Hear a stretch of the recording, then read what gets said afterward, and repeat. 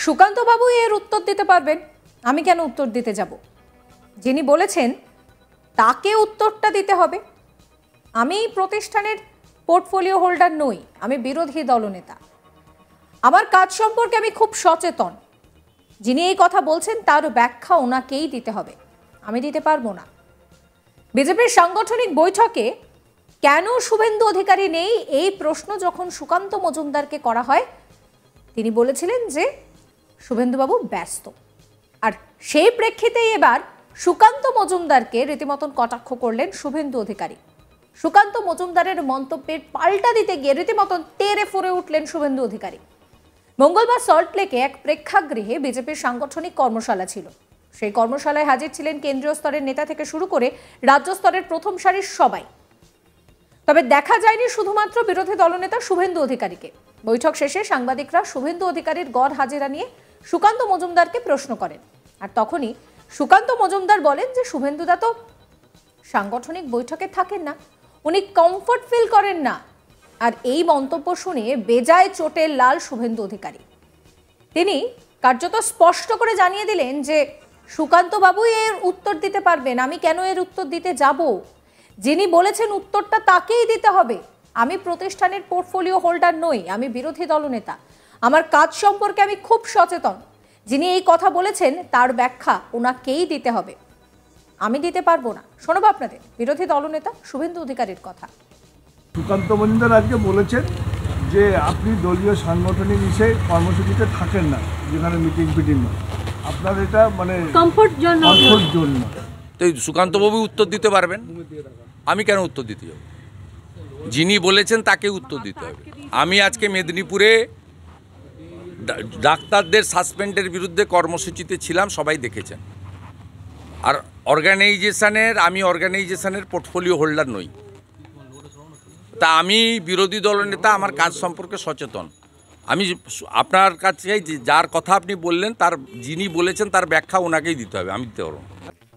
অন্যদিকে বিজেপির রাজ্য সভাপতি সুকান্ত মজুমদার জানিয়েছেন যে সাংগঠনিক বৈঠক তো বিরোধী দলনেতা সেখানে বৈঠকে থাকেন না সব সময়, তাকে নিয়ে আমরা আলাদা করে বসি। এখন শুধু নয়, আগেও উনি আসতেন না। এরপর তিনি বলে বসেন যে শুভেন্দু দা তো সাংগঠনিক বৈঠকে থাকেন না, উনি কমফর্ট ফিল করেন না। আমাদের সাংগঠনিক প্রক্রিয়া অনেক লম্বা সময় ধরে চলে, উনি অত সময় দিতে পারেন না। তারপরই তাকে বলতে শোনা গেল যে শুভেন্দু অধিকারী এখন রাজ্যের ব্যস্ততম নেতা, তার অনেক কর্মসূচি থাকে, উনি এত সময় কোথা থেকে পাবেন? শোনাবো আপনাদের কি বলছেন সুকান্ত মজুমদার।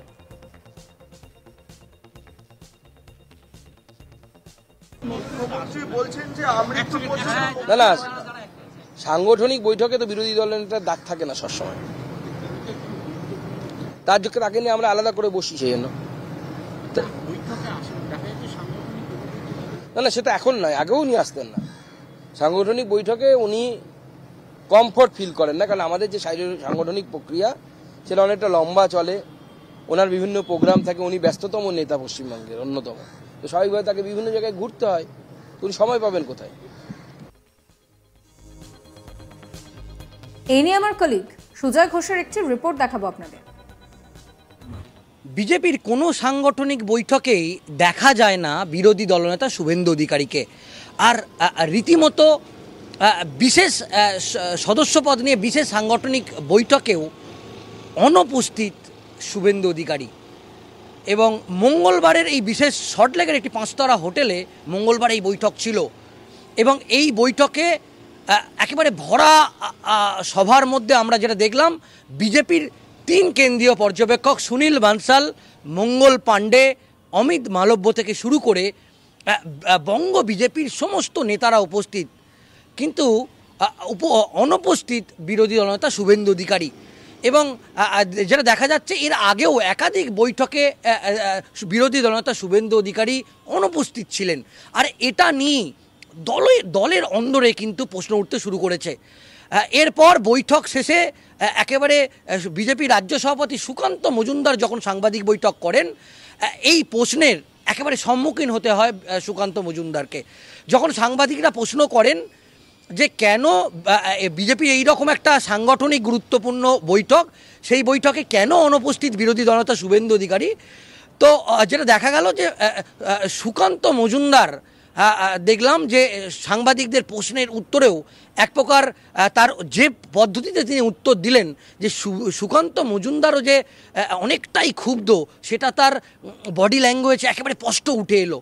যেটা দেখা গেল, সুকান্ত মজুমদার শুভেন্দু অধিকারী যখন এই প্রশ্নটা করা হয় যে কেন শুভেন্দু অধিকারী অনুপস্থিত, সুকান্ত মজুমদার জানালেন পশ্চিমবঙ্গের কোট আনকোট ব্যস্ততম একজন নেতা শুভেন্দু অধিকারী। এমনকি আরও এক ধাপ এগিয়ে সুকান্ত মজুমদার বললেন যে বিজেপির যে সাংগঠনিক যে বৈঠকগুলো চলে সেটা দীর্ঘ সময় ধরে এই বৈঠক চলেন এবং সেই বৈঠকে বিরোধী দলনেতা স্বাচ্ছন্দ্য অনুভব করেন না। আর এই সুকান্ত মজুমদার বিজেপি রাজ্য সভাপতি, তার এই মন্তব্যের পর একেবারে বঙ্গ বিজেপির অন্দরে একেবারে তোলপাড় শুরু হয়েছে। আমরা দেখলাম এরপর সুকান্ত মজুমদার আরও এক ধাপ এগিয়ে বললেন যে বঙ্গ বিজেপির কোনো সাংগঠনিক বৈঠকেই তো তাকে ডাকা হয় না, আমরা তাকে নিয়ে আলাদা করে বৈঠকে বসি। আর এই একটার পর একটা মন্তব্যে, সুকান্ত মজুমদারের এই মন্তব্যে এই বিতর্ক আরও কয়েক গুণ বেড়ে গেল। আমরা বঙ্গ বিজেপির অন্দরে এই মুহূর্তে বঙ্গ বিজেপির অন্দরে দুই যুযুধান পক্ষ, একেবারে একদিকে সুকান্ত মজুমদার তার গোষ্ঠী, অন্যদিকে শুভেন্দু অধিকারী তার গোষ্ঠীর মধ্যে বিজেপির অন্দরে দুই যুযুধান, একেবারে দুই শীর্ষস্থানীয় মুখের যে লড়াই সেটা কিন্তু আমরা অনেক আগেই দেখেছি। এবার দেখলাম একেবারে এই দ্বন্দ্ব একেবারে প্রকাশ্যে চলে এলো। তার পাল্টা প্রতিক্রিয়াও দিতে দেরি করেননি শুভেন্দু অধিকারী। কাল আমরা জানি যে গতকাল রাতেই তিনি অভয়ার বাড়িতে গিয়েছিলেন। সেখান থেকে বেরোনোর পর সাংবাদিকরা তাকে যখন প্রশ্ন করেন, তার পাল্টা উত্তরও তিনি শুভেন্দু অধিকারী দিয়েছেন।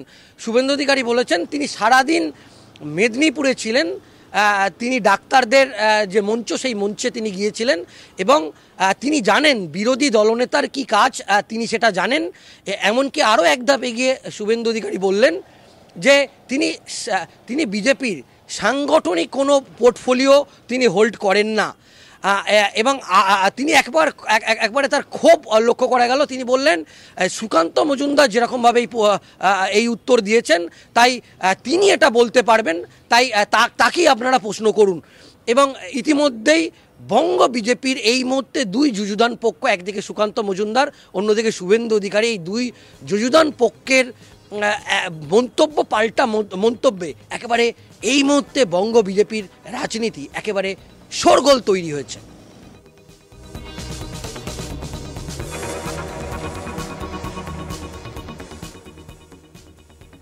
সাবস্ক্রাইব করবেন আজ তাক বাংলার ইউটিউব চ্যানেলকে, ফলো করতে ভুলবেন না হোয়াটসঅ্যাপ চ্যানেলও। আপনাদের নজর থাকুক আজ তাক বাংলা লাইভ স্ট্রিমিংয়েও।